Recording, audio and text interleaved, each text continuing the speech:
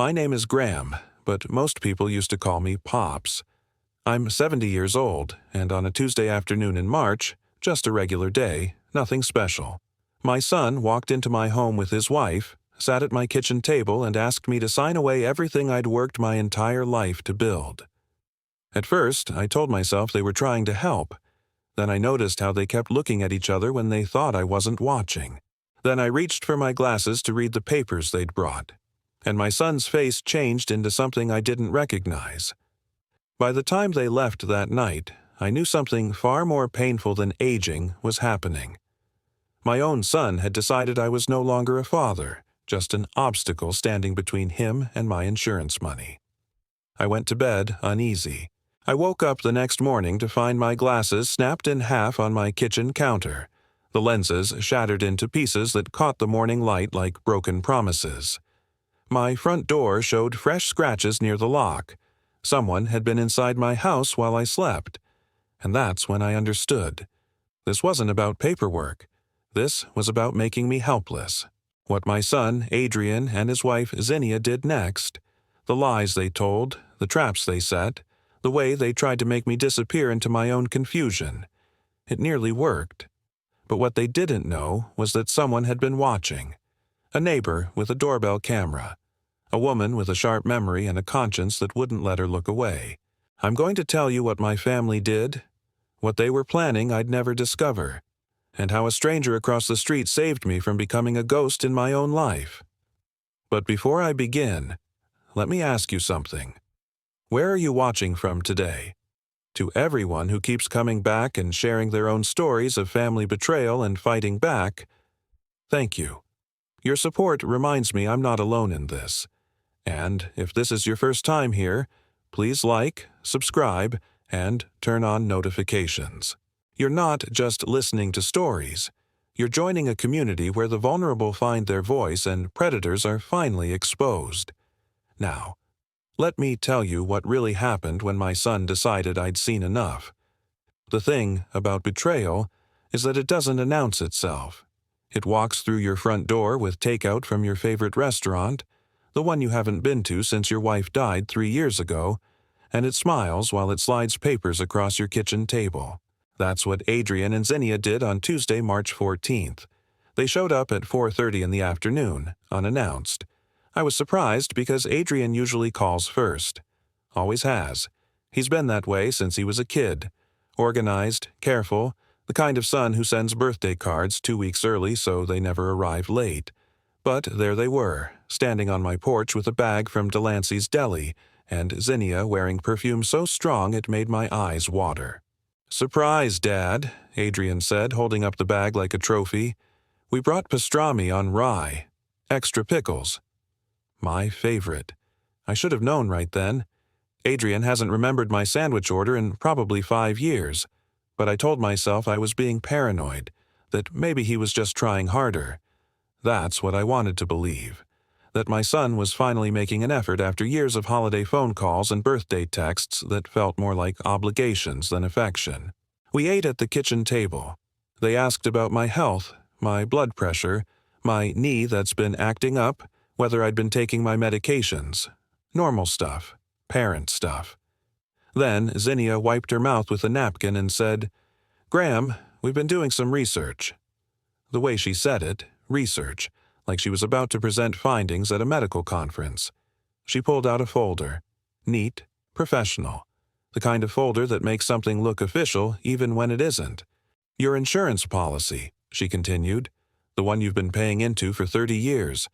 Did you know there are options now? Ways to access that value while you're still alive instead of just letting it sit there?" Adrian nodded along. "It's called a life settlement, Dad. Totally legitimate. People do it all the time." I looked at the folder, then at them. "I don't understand. The insurance is for after. For you and Nadine. That's the whole point." "Right, but you could benefit now," Zinnia said, her voice sticky sweet. "Imagine having that money available. You could travel, fix up the house, live a little." "I'm 70 years old with a bad knee and no interest in traveling anywhere that doesn't have a bathroom within 30 seconds. But I didn't say that. What I said was, "Let me see the papers." I reached for the folder. Adrian pulled it back slightly, just an inch, barely noticeable, and laughed. "Dad, it's like 40 pages of legal jargon. You don't need to read every word. We've already been through it with a financial advisor." "Then you won't mind if I read it too?" Silence. Zinnia's smile tightened at the edges, like plastic wrap pulled too thin. "Of course not. We just thought you'd trust us to handle the details. We're family." That word, family, sounded wrong coming from her mouth, like she'd practiced saying it in front of a mirror until it sounded convincing. "I need my glasses," I said, standing up. "They're in the bedroom?" "Dad." Adrian's voice had an edge now, sharp. "You really don't need to read every little clause. That's what lawyers are for." "I want to read it." I walked to my bedroom. My reading glasses were on the nightstand where I always keep them. When I came back to the kitchen, the folder was closed and both of them were standing. "You know what?" Zinnia said, checking her phone. "We should get going. We've got dinner plans." They hadn't mentioned dinner plans. "Leave the papers," I said. "I'll read them tonight and we can talk tomorrow." Adrian shook his head. "We need to take them back to the advisor, but we'll bring them again. Soon. When you're thinking more clearly." When you're thinking more clearly. Like I was confused. Like I was the problem. They left. I stood at the kitchen window and watched Adrian's black SUV pull away. I watched until the taillights disappeared around the corner. Then I sat down at the empty table, still smelling Zinnia's perfume, and tried to figure out when my son had learned to look at me like I was an inconvenience instead of his father. I didn't sleep that night. I kept replaying the conversation. The way Zinnia had said research. The way Adrian pulled the folder back when I reached for it. The phrase, "when you're thinking more clearly." As if I'd been unclear. As if I'd been difficult. At 3 a.m., I got up for water. That's when I heard it. A sound at the front door. Soft. Metal on metal. Like someone testing a lock. I stood frozen in my hallway, holding an empty glass, listening to my own heartbeat. Then nothing. Silence so complete I wondered if I'd imagined it. I went back to bed. Told myself it was nothing. The wind. A neighbor. Paranoia. When I woke up Wednesday morning, the sun was already high. I shuffled to the kitchen to make coffee. And that's when I saw them. My reading glasses, sitting on the kitchen counter, snapped cleanly in half. Both lenses shattered into spiderwebs of broken glass. My hands started shaking before my brain could catch up. I hadn't left my glasses in the kitchen. They were on my nightstand. I'd put them there myself. Someone had been in my house. Someone had taken my glasses from my bedroom, brought them to the kitchen, and destroyed them. I walked to the front door on legs that felt like they belonged to someone else. There were scratches on the brass around the lock. Fresh ones. Silver metal showing through the old tarnish. Someone had picked my lock.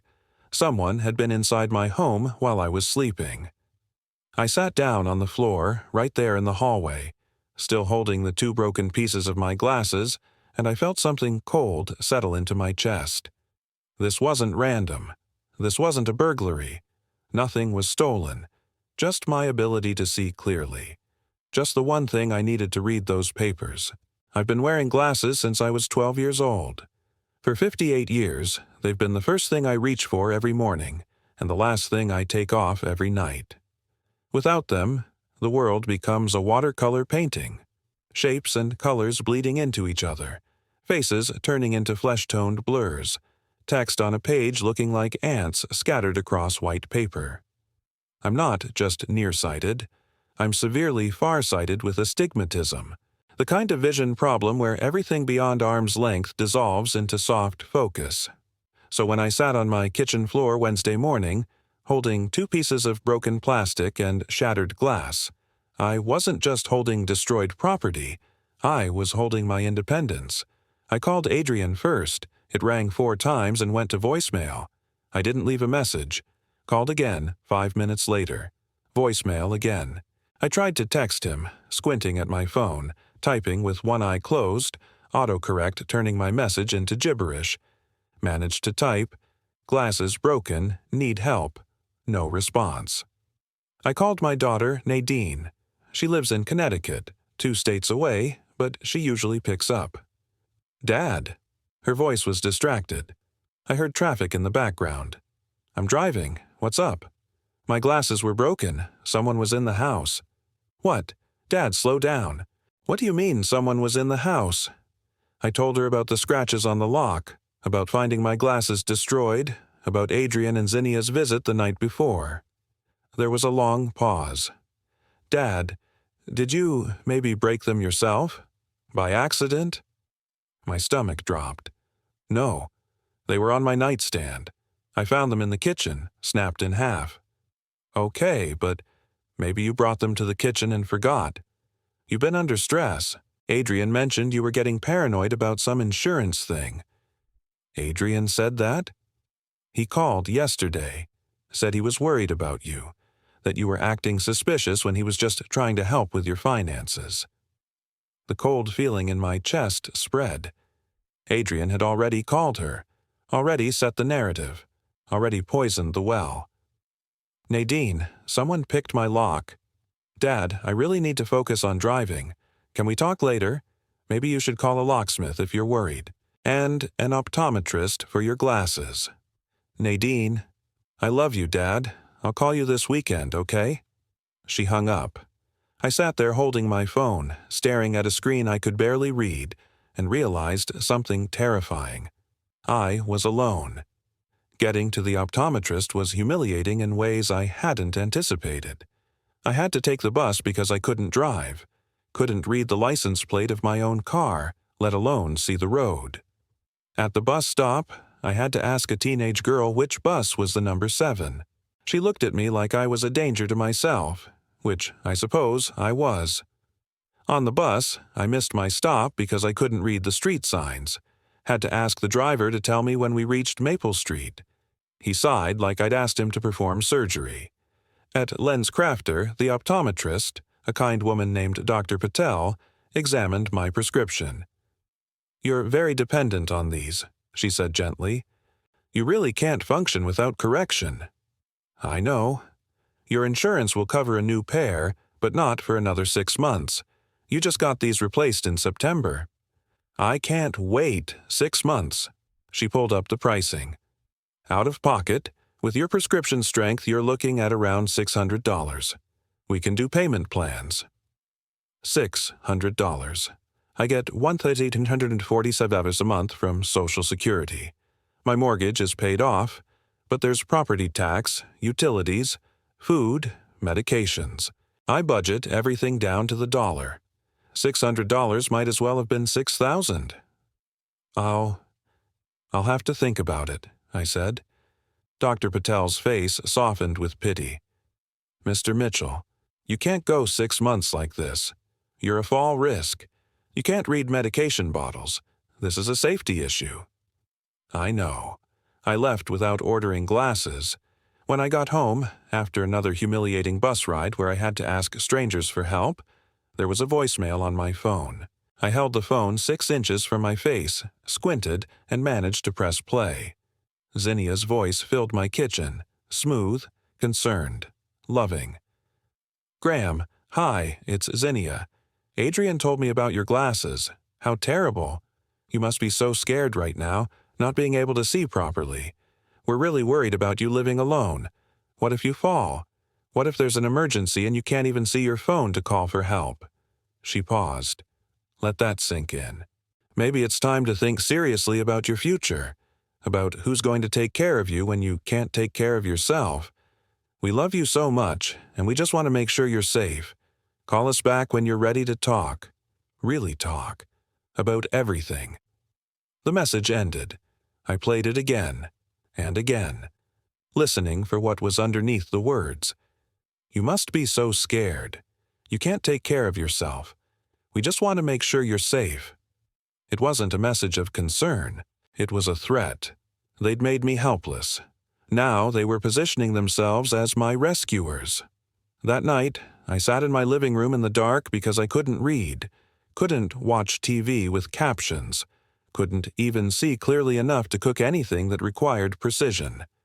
I ate crackers and cheese, drank water from a glass I had to feel my way to in the cabinet. I thought about my wife, Margaret. She died 3 years ago. Cancer that moved fast, and there were days I still reached for my phone to call her before remembering she wouldn't answer. If she were here, she'd know what to do. She'd see through Adrian in a second, but she wasn't here, and I was sitting in the dark, functionally blind, with my son circling like a shark who'd smelled blood in the water. That's when my phone buzzed.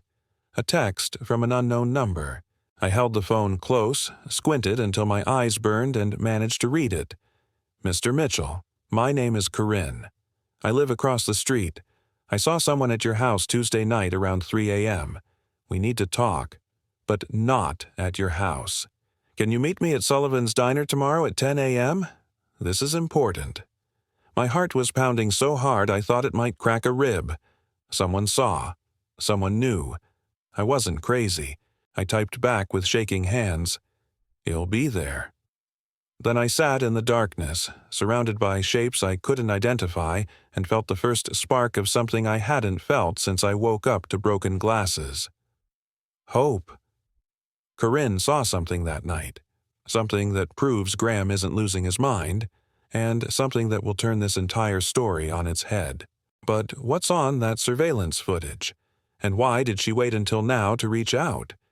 Subscribe immediately if you want to see what that doorbell camera captured, because next is when Graham finally gets proof of what his son did. And trust me, when you see that video, you'll understand why this family is about to implode. Like this video if you're ready to watch Graham fight back.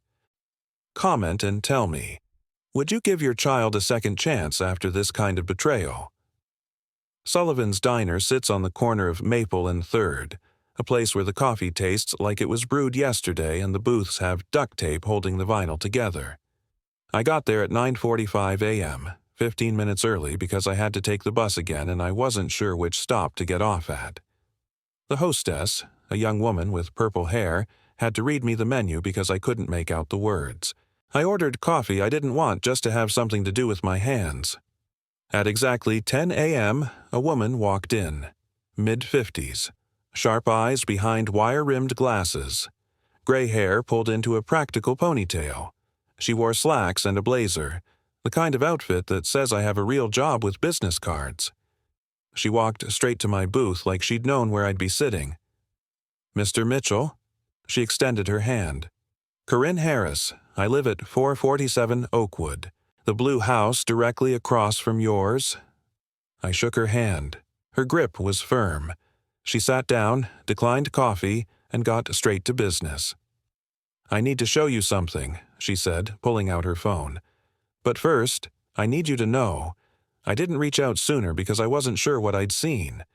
I thought maybe it was innocent. Maybe your son had a key. Maybe he'd forgotten something. He does have a key, I said. I gave him one years ago. For emergencies. Is 2:47 in the morning an emergency?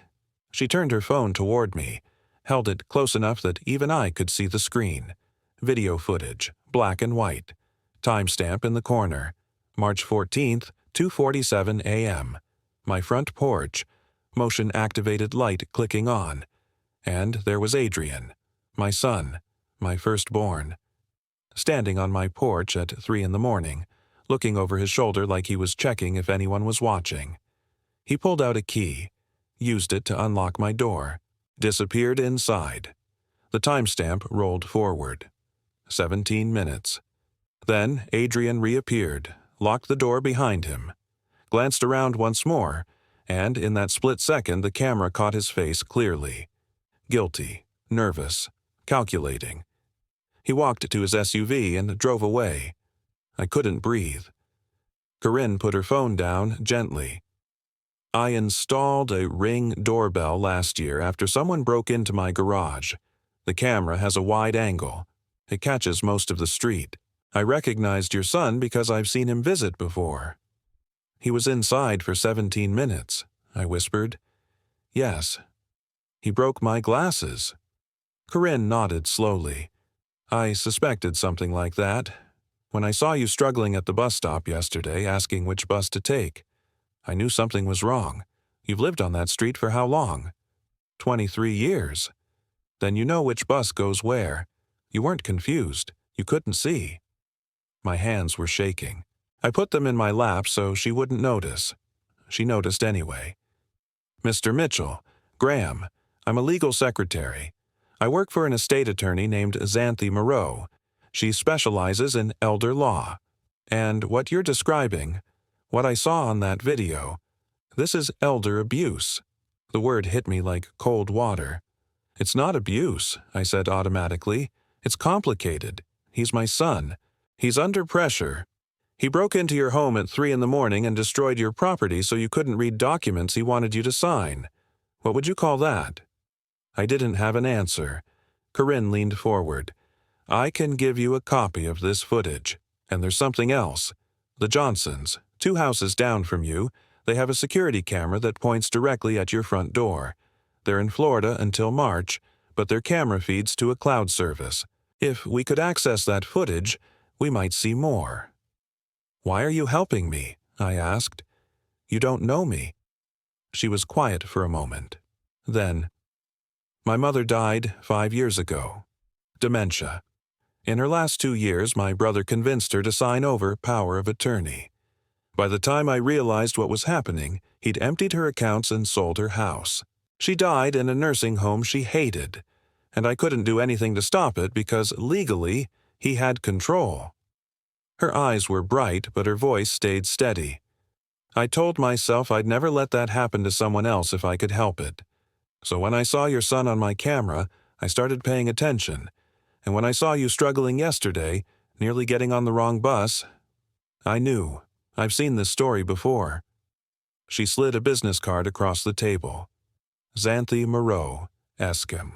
Elder Law and Estate Planning. Call her today. Tell her I sent you. She'll see you immediately. I picked up the card, held it close enough to read the phone number.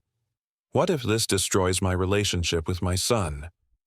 Corinne's expression didn't change. What if he's already destroyed it himself? 3 hours later, I was sitting in Xanthi Moreau's office. The building was nicer than I expected. Glass doors, modern furniture, art on the walls that probably cost more than my car.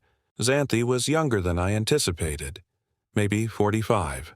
Black woman with natural hair, a no-nonsense pantsuit, and a direct gaze that made me feel like she could see straight through bullshit. Corinne had emailed her the video before I even arrived. Mr. Mitchell, Xanthi said, not bothering with small talk.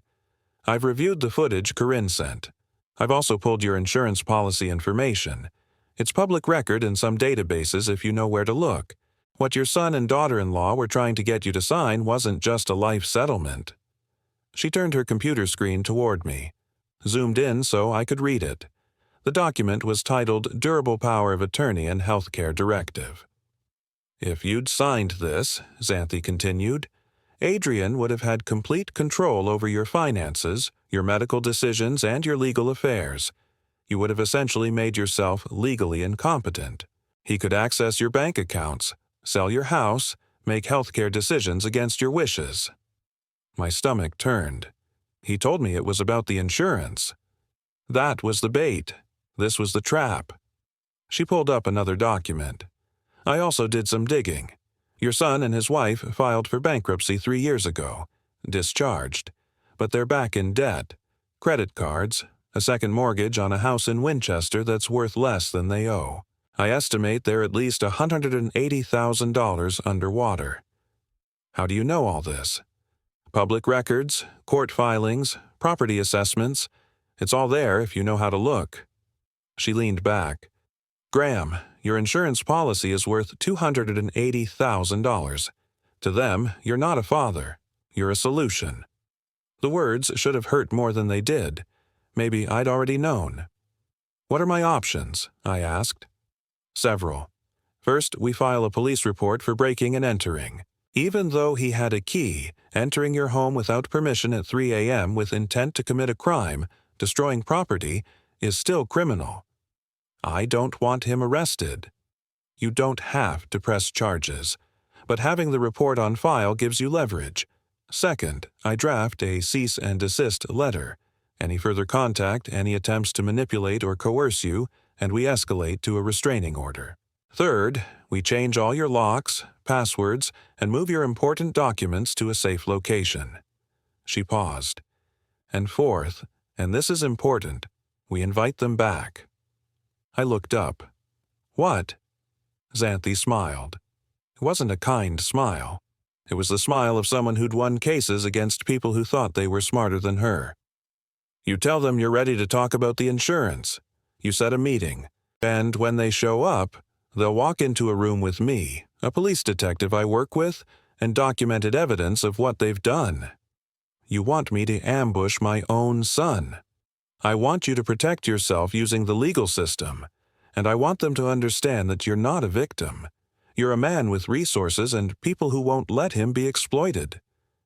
I sat there, staring at the business card in my hand, thinking about Adrian at 3 years old, learning to ride a bike.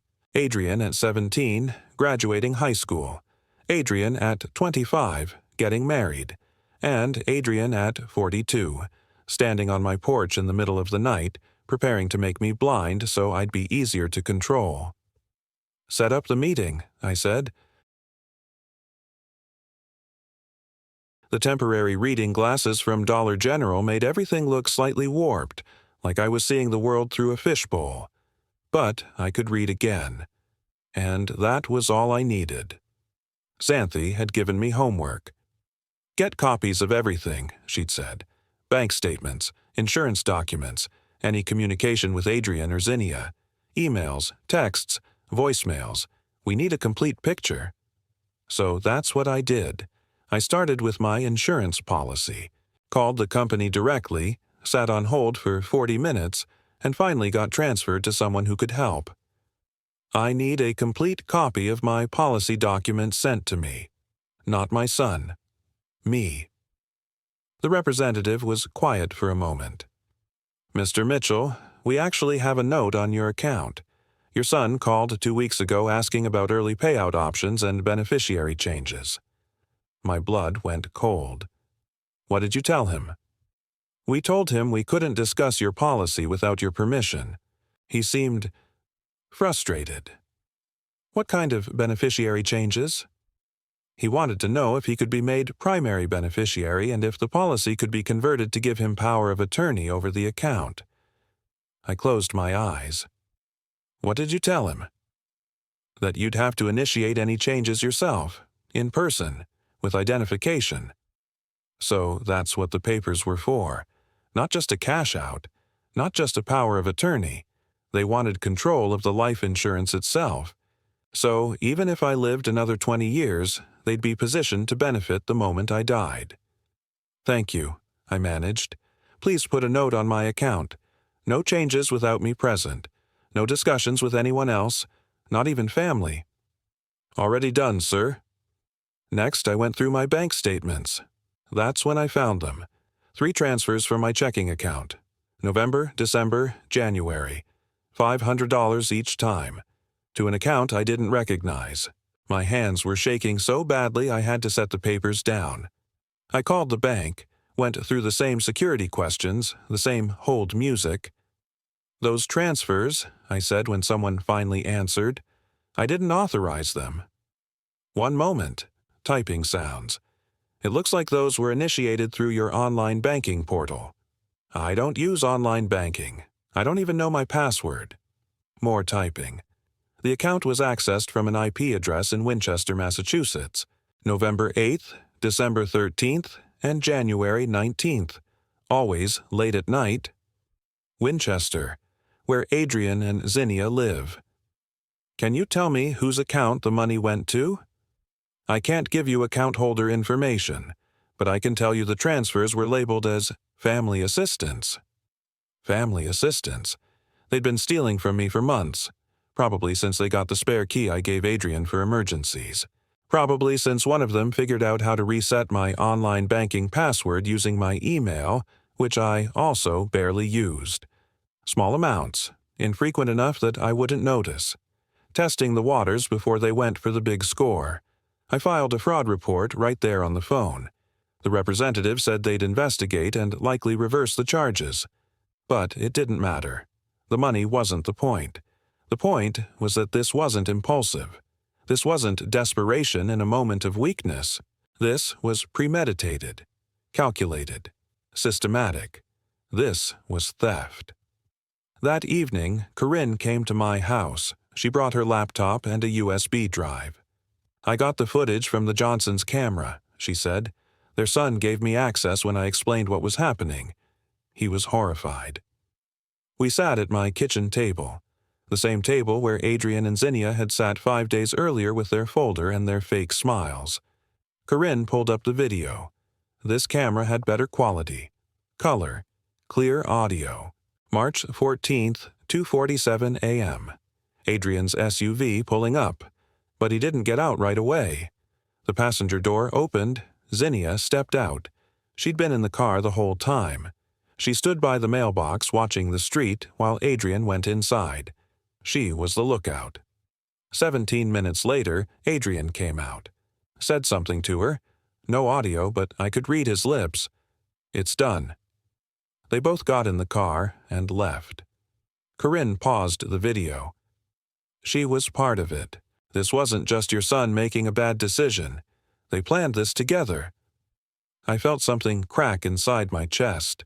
All those dinners, all those holidays where Zinnia smiled and called me Dad and brought wine she knew I liked. She'd been planning this the whole time.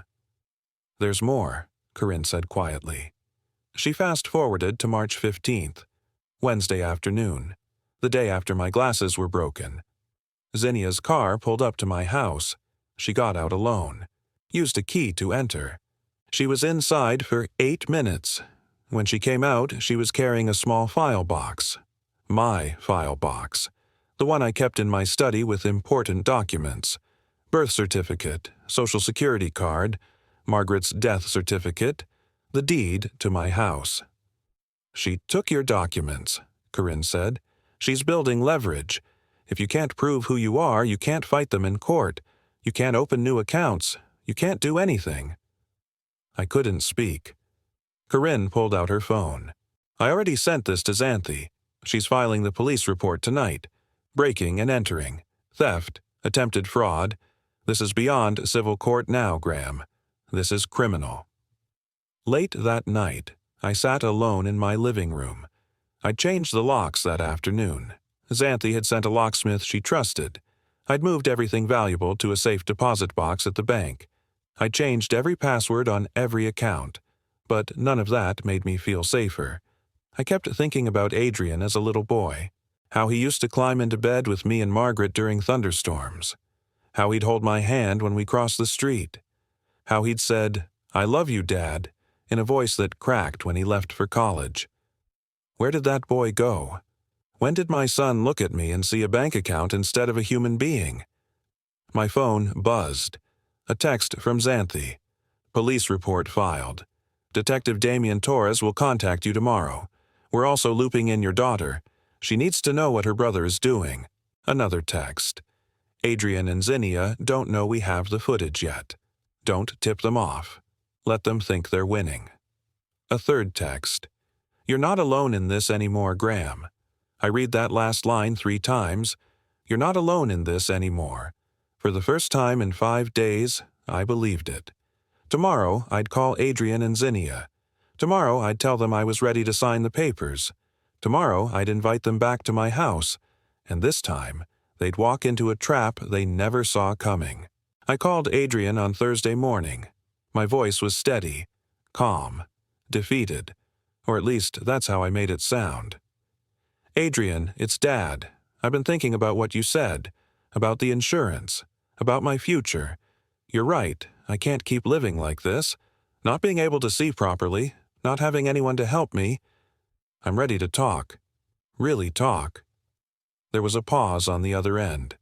Then Adrian's voice, careful, controlled. "Dad, that's great. I'm glad you're being reasonable about this." Reasonable. Like I was the one who'd been unreasonable.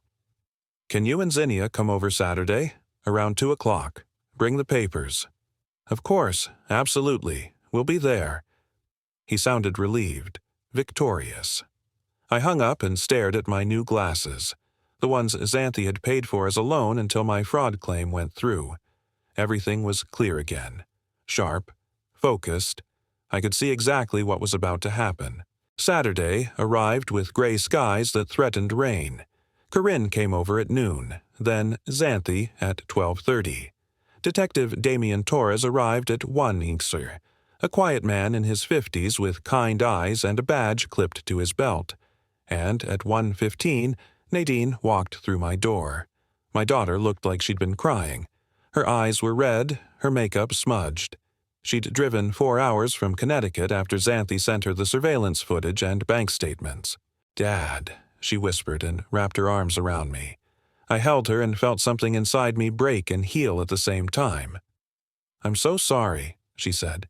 "I didn't believe you. I thought Adrian was trying to help and you were being stubborn. I didn't know. "It's okay," I said, even though it wasn't. "You're here now." Xanthi laid out the plan. When they arrive, Graham invites them in. Casual, normal. Then he tells them about the evidence. Corinne and I will be in the kitchen. They won't see us initially. Detective Torres will be outside until we need him. "Why not just arrest them when they show up?" Nadine asked, her voice hard. "Because we want them to incriminate themselves," Torres said. "A confession, even partial, makes the case airtight, and Graham deserves to hear them admit what they did." I nodded. I need to hear it from Adrian's mouth. At 2:03 p.m., Adrian's SUV pulled into my driveway. I watched from the window as he and Zinnia got out. She was carrying the same folder from that first night. Adrian was wearing a suit, like this was a business meeting. I suppose to them it was. I opened the door before they could knock. "Dad," Adrian said with a smile that didn't reach his eyes. "You're looking better. New glasses?" "Got them yesterday," I said. "Come in." They walked into my living room. Zinnia's perfume filled the space, the same scent from that Tuesday night that felt like a lifetime ago. "Can I get you coffee? Water?" I asked. "We're fine, Dad," Adrian said, sitting on the couch. Let's take care of this. I brought the papers." Zinnia placed the folder on the coffee table, smiled at me like we were friends. I didn't sit down. "Before we do that," I said quietly, "I need to ask you something, Adrian." He looked up. Something flickered across his face. Caution, maybe, or fear. "Why did you come to my house at 2:47 in the morning on March 14th? The color drained from his face. Zinnia's smile froze. "What are you talking about?" Adrian said, but his voice cracked. I walked to the TV and turned it on. The surveillance footage was already queued up. I pressed play. Adrian's face on the screen, standing on my porch, looking guilty, unlocking my door, disappearing inside, 17 minutes, coming back out. Zinnia standing by the mailbox watching, both of them getting in the car, the timestamp, the date, everything. I turned back to look at my son. He was standing now, pale, his hands shaking. "Dad, I can explain. You broke my glasses." My voice was steady, calm. "You broke into my house while I was sleeping and you destroyed the one thing I needed to read the papers you wanted me to sign." "It wasn't. I didn't mean—" "And you," I turned to Zinnia, "came back the next day and stole my documents, my birth certificate, my social security card, the deed to my house." Her face went hard. The mask dropped. "You can't prove that. I played the second video. Zinnia's car, Zinnia using a key, Zinnia walking out with my file box. Clear as day. I also have bank records," I continued, "showing 3 transfers totaling $1,500 from my account to yours, initiated from your IP address in Winchester. That's theft, Zinnia. Fraud." She stood up. "We were going to pay you back. You were stealing from me for months while planning to take everything else." That's when Xanthi and Corinne walked in from the kitchen. Adrian spun around. "Who are you?" Xanthi Moreau. I'm Mr. Mitchell's attorney, and this is Corinne Harris, the neighbor whose security camera caught you committing multiple felonies." Adrian looked at me, his face twisted. "Dad, you're really doing this?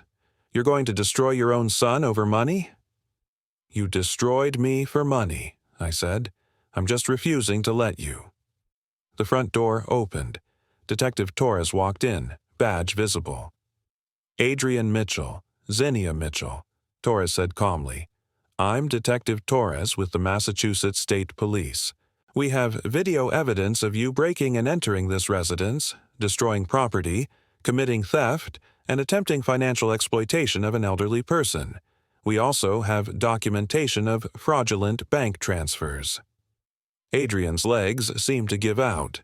He sat down hard on the couch. Zinnia's face was stone.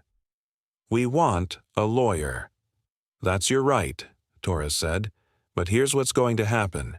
You're going to return every document you took. You're going to repay every dollar you stole. And you're going to sign a cease and desist agreement that if you ever contact Mr. Mitchell again, for any reason, criminal charges will be filed immediately." "And if we don't?" Zinnia asked. "Then I arrest you both right now for breaking and entering, theft, and attempted fraud. You'll be arraigned Monday morning. It'll be in the papers. Your neighbors will know. Your employers will know." Adrian looked at me with tears streaming down his face. "Dad, please. I'm sorry. I'm so sorry. We were desperate. The debt, the house. We were going to lose everything. I didn't know what else to do." "You could have asked me for help," I said quietly. "You could have been honest. But instead, you broke into my home and tried to make me helpless." I know. I'm sorry." "Sorry isn't enough." Nadine stepped forward then, her voice cold. "Sign the papers, Adrian. Return everything you stole. And then get out of our father's house." Adrian looked at his sister, his baby sister who used to follow him everywhere, who used to worship him. She stared back with nothing but disgust. He signed the papers. They signed. They left. They walked out in shame with a police detective watching their every move. But here's the question that's been haunting Graham for 3 months. Was it worth it? Did justice fill the hole his son left in his heart? Subscribe now, because the final chapter is where Graham decides if revenge is enough or if there's something more powerful than punishment, like if you think Adrian got what he deserved. Comment if you think Graham should give him one last chance at redemption. This is the ending you need to see. Don't miss it. 3 months later. It's June now. The kind of New England June where everything is green and blooming and the world pretends winter never happened. I'm sitting on my front porch with Corinne, drinking iced tea she made with mint from her garden. She's become a real friend. The kind who shows up unannounced with groceries when she thinks I might need them, who texts to make sure I took my blood pressure medication, who sits with me when the house feels too empty. Nadine visits every other weekend now. She brings her kids, my grandchildren, and we cook together and they ask me to tell them stories about their father when he was young. I tell them about the good parts. I don't tell them about the surveillance footage or the broken glasses or the way their father looked at me like I was an ATM machine instead of a human being. They're too young to carry that weight. Adrian has sent 14 letters. They're in a drawer in my kitchen. Unopened. I know their apologies. I know their explanations. I know they're probably some mixture of genuine remorse and self-pity, but I'm not ready to read them yet. Maybe I never will be. Xanthi says that's okay. "Forgiveness isn't a debt you owe anyone," she told me. "It's a gift you give when you're ready. If you're ready." The fraud charges were never filed.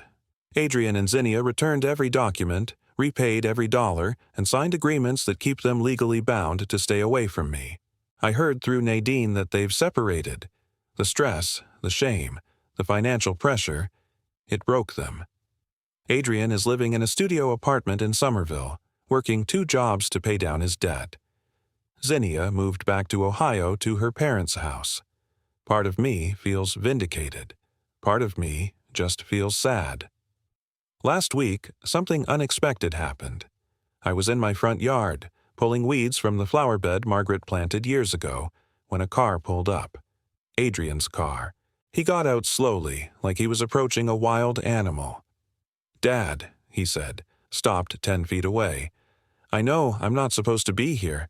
I know I signed papers, but I needed to say this to your face, not in a letter you might never read."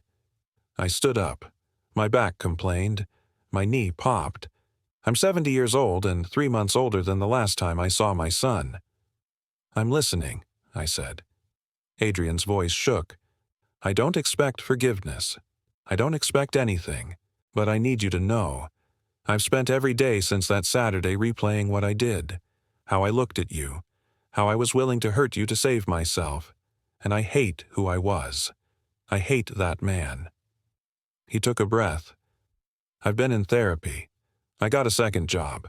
I'm paying back every creditor, every dollar, not because of the legal agreement, because I need to prove to myself that I'm not that person anymore." "Why are you telling me this?" I asked. "Because you deserved better. Because even if you never speak to me again, you deserve to know that what you did, exposing me, stopping me, you saved me from becoming someone even worse." We stood there in the June sunshine, father and son, with 3 months and a lifetime of broken trust between us. "I can't have you in my life the way things were," I said finally. "That man who broke into my house, who broke my glasses, who was willing to make me helpless, I don't know him, and I won't let him near me." Adrian nodded, tears streaming. "I understand. But," I continued, and his head snapped up, "if you're willing to earn trust back, really earn it, over years, with no expectations and no shortcuts, we can talk. Once a month. In public. With boundaries."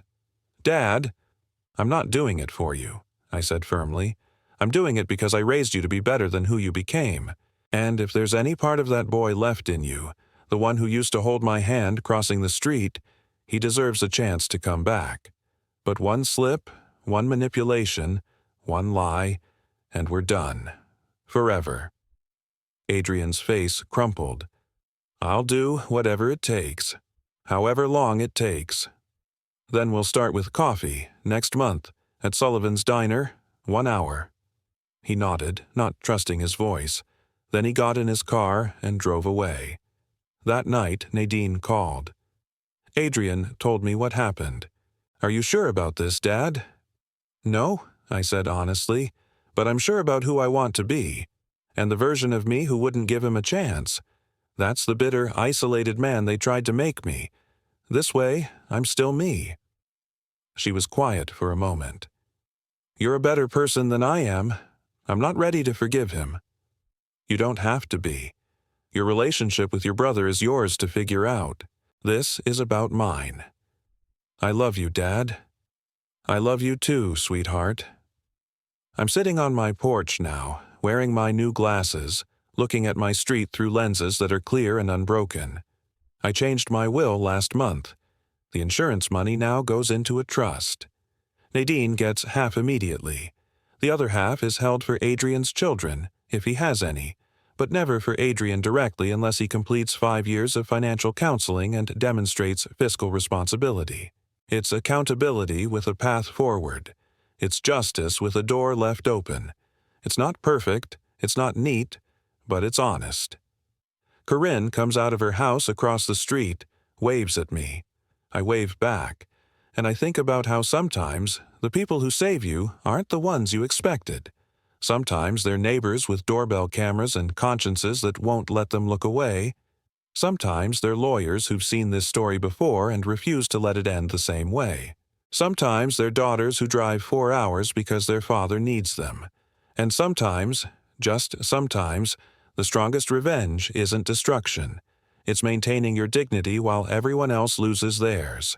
It's protecting yourself without losing your humanity. It's refusing to become the bitter, broken person they tried to make you. My son tried to blind me, but I can see more clearly now than I have in years. And that clarity, that peace, that refusal to let betrayal define me, that's the real victory. Graham's story is over, but yours might just be beginning. If this story moved you, if it made you think about family, forgiveness, or what it means to protect yourself without losing who you are, then subscribe right now. Every week, I share stories like this. Real stories, raw stories, stories about people who were pushed to the edge and found the strength to push back. Like this video if you believe in second chances. Or, if you don't, that's okay too. There's no right answer here, just your answer. Comment and tell me. If someone you loved betrayed you this deeply, could you offer them a path back? Or are some betrayals too deep to forgive? Share this story with someone who needs to hear that it's possible to be strong and merciful at the same time. That protecting yourself doesn't mean destroying your humanity. Graham survived because he wasn't alone. Because one neighbor decided to speak up. Because one lawyer decided to fight. Because one daughter decided to believe. You never know when you might be that person for someone else. Thank you for being here. Thank you for listening.